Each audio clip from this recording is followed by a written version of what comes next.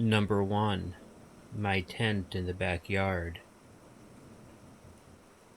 When I was 12, my father bought me a pup tent so I could have sleepovers in the backyard with my best friend Jimmy. Once it got warm enough outside, Jimmy and I would have many nights out in the backyard. April of that year, on a Friday, I asked Jimmy if he would want to come over and have a camp out. He readily agreed. About an hour after he arrived at my house, though, the dark clouds began rolling in. My mom tried to cancel our camp out, but after I begged and pleaded with my father, he convinced my mom that Jimmy and I would be completely fine hanging out in the backyard by ourselves. I was really excited. The storm was just going to make the night that much more enjoyable. Jimmy and I would tell a bunch of scary stories, and it would be really freaky with the storm outside. We watched a little bit of television as the lightning momentarily lit up the sky. It still hadn't begun raining when we went out to the tent. If you've never been in a tent when it's storming, you're missing out on a very surreal experience. Even before the rain began falling, the wind hit the tent hard, and we could hear it howling.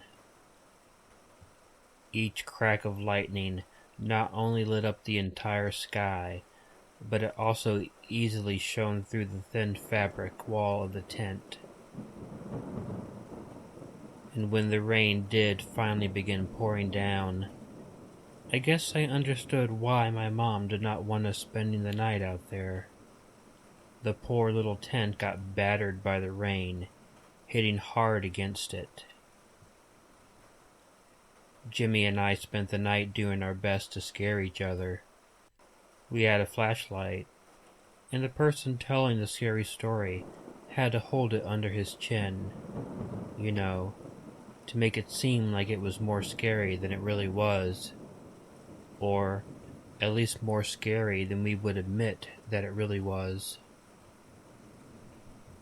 There are many reasons I remember that camp out in the storm so well.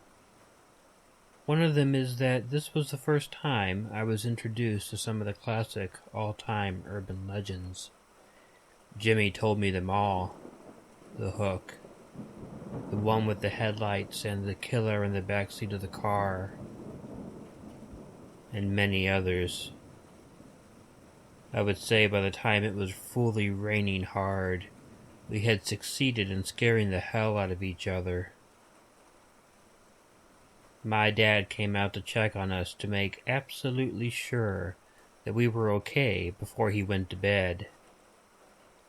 My mom was still trying to convince him to make us get back in the house and to sleep in my bedroom, but my dad understood that we were just having a good time. After he knew we were fine, and we promised we wouldn't be up too late, my dad wished us good night, and he went back into the house. About 20 minutes after that, the lights in the house went off, and Jimmy and I had the chance to really scare each other. I wasn't really aware of how much time was passing as we kept talking and telling stories. But it had been a while since my dad had gone to bed, and we were probably up a lot later than we should have been. Then there was a really bright flash of light and a crack of thunder that literally shook the ground. But it wasn't the thunder that worried me. During that very bright bolt of lightning, I saw a shadow in our backyard. I didn't have much time to make it out, and it was through the wall of the tent. But what it looked like to me was a person on the far side of the yard, crouched down against the inside of the wooden fence. Jimmy noticed that something was wrong, and he of course asked me what it was. I didn't know what to tell him. I thought if I told him I saw someone in the backyard, he would begin to panic, and maybe the guy would come at us or something. So I just whispered to him that we may have to try to get into the house.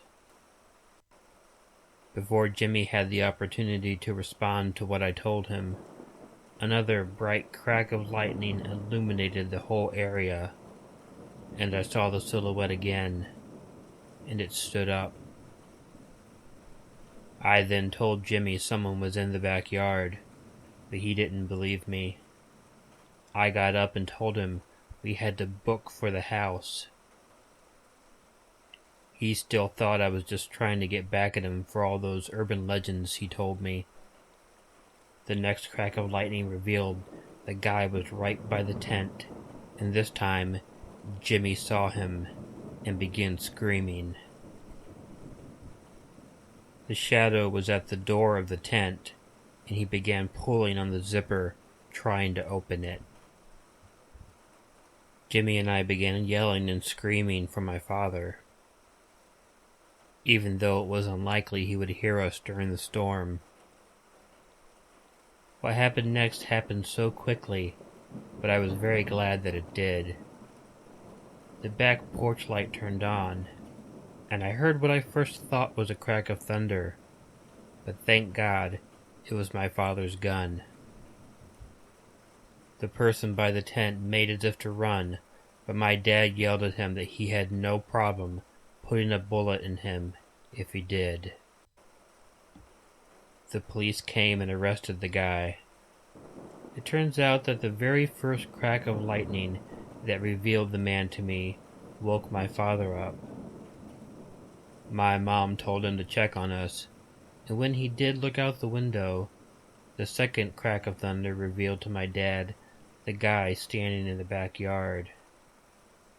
He woke my mom up and told her to call the cops while he got his gun out of the safe.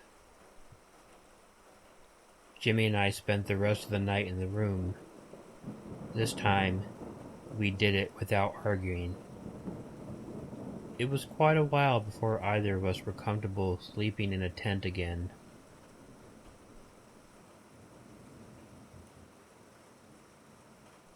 Number 2. Spring Break. I don't know if this story is really scary per se, but it is a really weird story.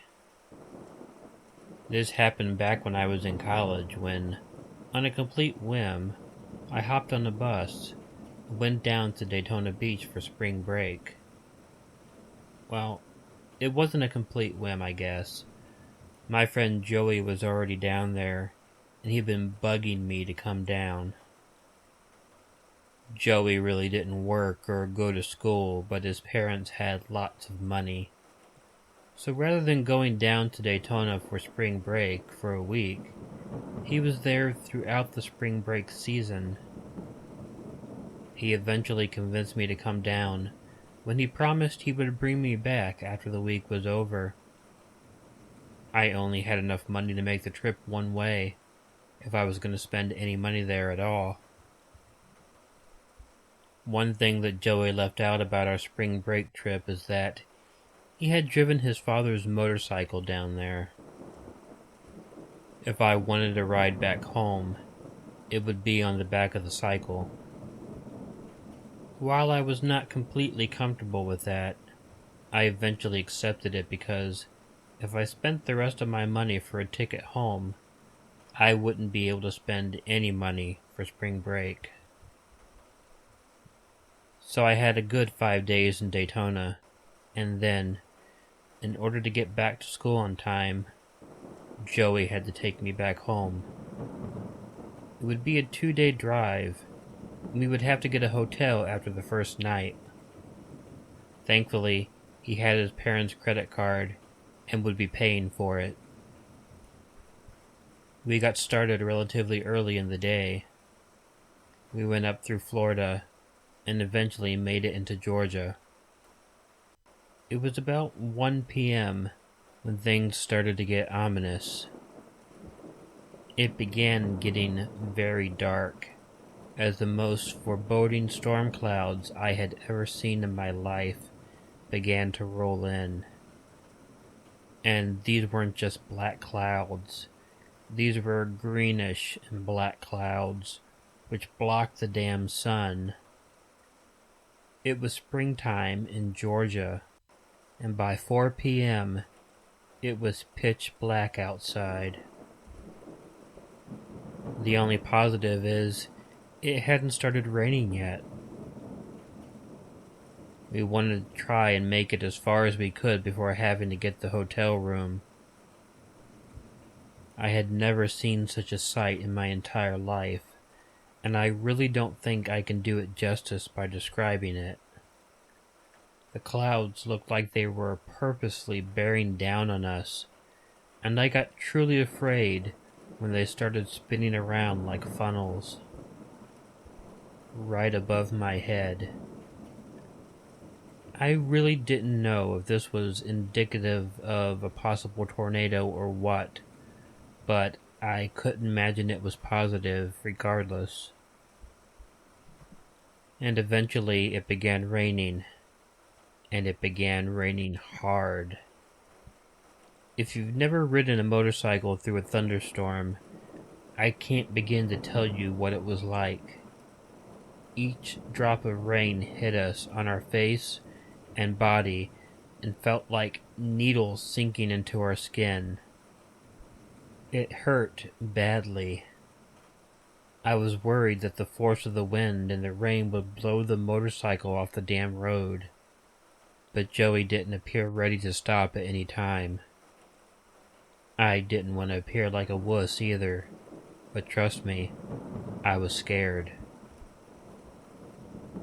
We saw a sign for a Holiday Inn at the next exit. It was then that Joey yelled back and asked me if I wanted to take that exit. I was in pain. I was cold. I was frightened. But I thought about the kind of person Joey was. He was adventurous, as if you hadn't figured that out yet. And for some odd reason, I thought he would have a bit more respect for me if I told him to hold out longer. So I yelled at him, "No! Let's see how far we can get before we have to stop." Joey laughed, and we went on. I think we went on for another hour before it was Joey who decided that we were going to have to stop. We found an exit with what I believe was a hotel called Quality Inn.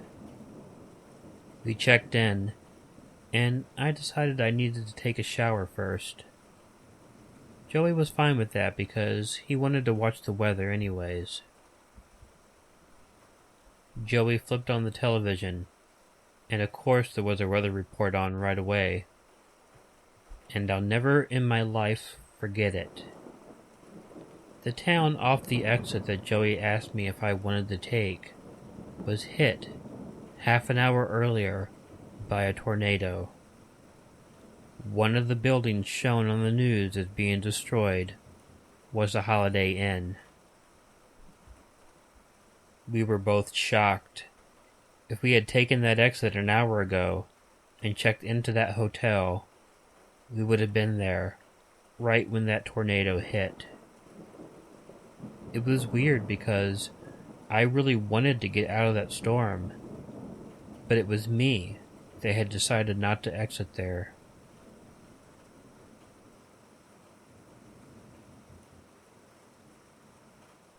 Number 3. Rain Walk. I live in a small town with my family. I was 19 when this happened. My brother was 13 years old, and this happened when he was on spring break from school. My parents had already gone to work. I had a job too, but I didn't go to work until later in the day. There was going to be a period of about 4 hours after I went to work that my brother would be by himself in the house, which was no big deal. He was 13 years old. On this day, I had about an hour before it was time for me to leave for work. It was about 11 a.m. When I woke up, it was raining and storming very hard. I mean, really hard, even fierce. The wind was strong, the sky was completely black with clouds, and it looked more like the sun had recently set than it did like it had recently risen. The rain was pounding on the house. I was the type who didn't like to get up really long before going to work. I had to be there at 12:30, so I woke up at 11, made myself some coffee, and then I went into the living room to relax for a while.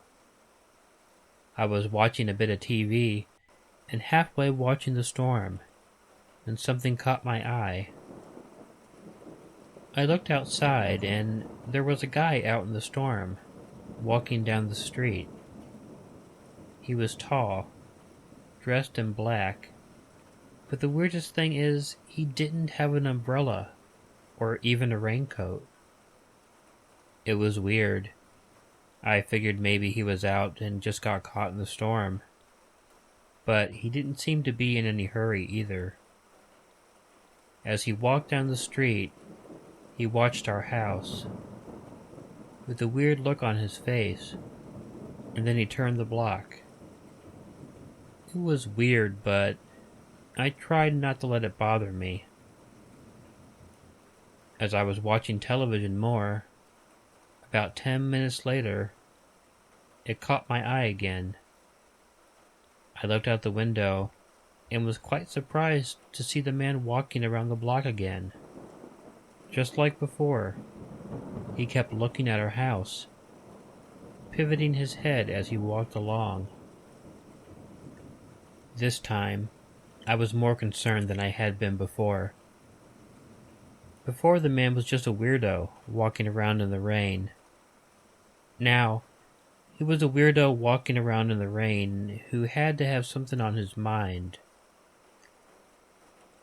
At first, I could have dismissed the fact that he was walking without a raincoat or umbrella because he may have just been caught in the storm. But walking around the block indicated he was in no hurry to get anywhere. He was just a strange man walking in the rain. I had finished my coffee and I had to get to work, but I decided I wanted to wait and see if the man would circle the house yet again. I was hoping it wasn't something other than just a weirdo in the rain, and maybe he wasn't singling out our house. Perhaps he was watching every single house on the block. It was the third time he walked around once again, looking at our house, that I got really concerned. It was exactly like it was before. I really wasn't sure what to do in this instance. I didn't think the guy had done anything actually wrong or illegal, so I couldn't call the police. But I also didn't feel safe leaving my 13-year-old brother in the house by himself on the very off chance that this man was going to break into the house. I couldn't take my brother to work with me, so I'd have to find something else. When I left, all the cars would be gone from the driveway, and that may have been what the guy was looking for. After going over it in my head again and again, I finally decided that I was paranoid enough that I should see if I could drop my brother off at a friend's house. I explained to him that I was worried because something weird was going on, and I asked him if he had anybody who would let him hang out until my parents got off work. He did. He called his friend Dylan, and I dropped him off over there and headed to work myself. I was working, and the rain was still coming down violently for hours. We were not very busy because of it. But around 6 p.m., I got a call from my mother. someone had broken into our house. I really wasn't surprised, although I did feel like an idiot for not having called the police. However, what bothered me was not that the house was indeed broken into. What bothered me is that nothing was stolen from the house. That told me that the man who broke in wasn't trying to steal anything. When I explained what happened to my parents, they were very happy that I hadn't left my little brother in the house alone, because who knows what would have happened. Good evening. Killer Orange Cat here. I'm sure you realize that by now. If you enjoyed this video, please make sure to let me know by hitting the like button. If you're not already subscribed to Killer Orange Cat, please hit the button next to the tabby to be informed of new content. This past week has been a bit of a weird week for me. I sort of feel like I didn't do much work when I actually did a lot.